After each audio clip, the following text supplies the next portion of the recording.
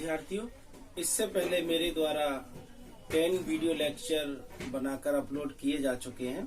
आज मेरे द्वारा 11th वीडियो लेक्चर प्रिपेयर किया जा रहा है और अपलोड किया जाएगा। विद्यार्थियों, आज का मेरा जो कंसेप्ट है, जो मैंने यहाँ लिख रखा है, what do you means about to consent, explain the all elements. यानी कि सहमति से आप क्या समझते हैं, उसके सभी आवश्यक तत्वों को बताइए। आज हम सहमति पर बात करेंगे। हमने एग्रीमेंट की बात की, कॉन्ट्रैक्ट की बात की, प्रतिफल की बात की, लेकिन इन सभी चीजों में सहमति का होना अत्यंत आवश्यक है। बिना सहमति के कोई भी एग्रीमेंट या कॉन्ट्रैक्ट नहीं बन सकता। बिना सहमति के एग्रीमेंट और संविदा की हम कल्पना भी नहीं कर सकते। तो आज हम बात करेंगे सहमति पर।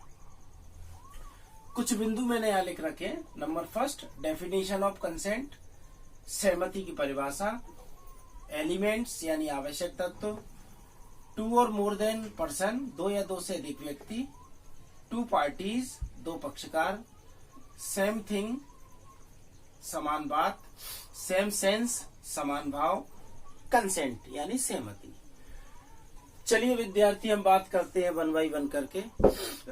Number first, definition of consent. According to section 13 in the Indian constitution act 1872 define किया गया है। धारा 13 में हम भारतीय संविदा अधिनियम 1872 की धारा 13 में पढ़ेंगे, तो उसमें लिखा है कि जब दो या दो से अधिक व्यक्ति समान बात पर समान भाव से, समान बात और समान भाव से, यानी कि दो या दो से अधिक व्यक्ति जब किसी समान बात पर समान भाव से रजामंद होते हैं तो उसे हम सहमति कहेंगे। I mean to say when two और more than person are said to consent when they upon the same thing in the same sense. जब दो या दो से अधिक व्यक्ति किसी समान बात पर समान भाव से रजामंद होते हैं तो उसे हम सहमति कहेंगे, अकॉर्डिंग टू सेक्शन 13। अर्थात अगर एक व्यक्ति ने कोई बात दूसरे से कही है, देखिए परिभाषा को समझने के लिए हमें ध्यान देना है उसमें तीन बातों पर।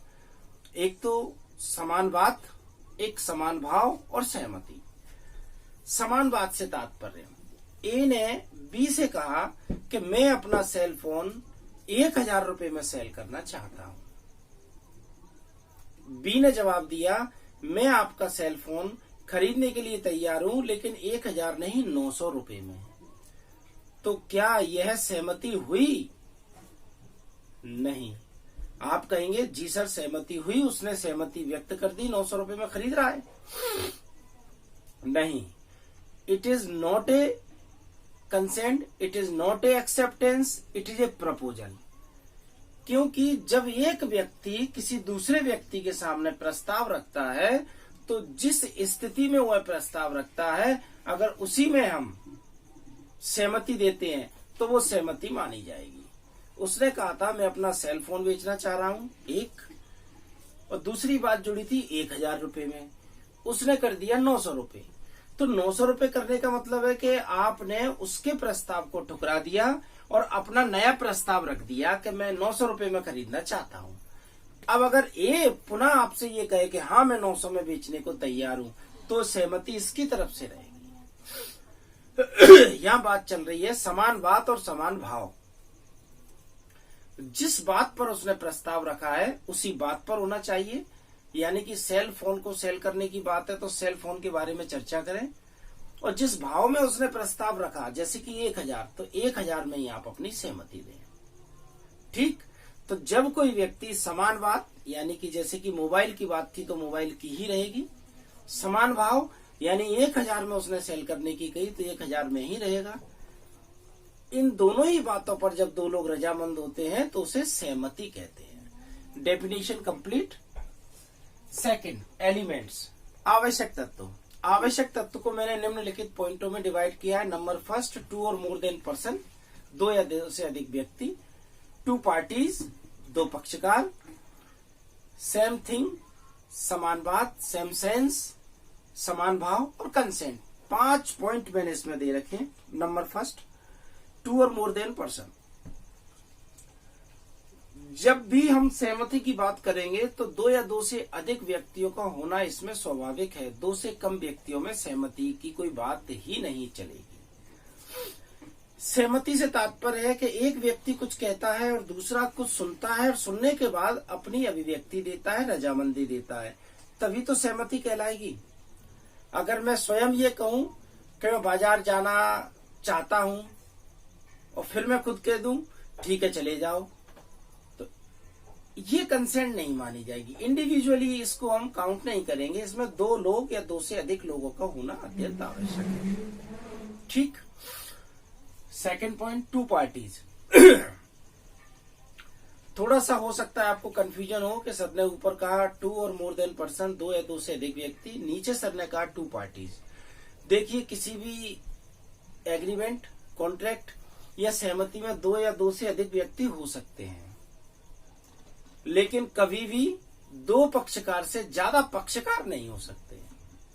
पक्षकार केवल 2 ही होंगे। एक वह पक्षकार जो प्रस्ताव रखता है और एक वह पक्षकार जो अभिस्वीकृति देता है। ठीक, तो पक्षकार 2 ही होंगे।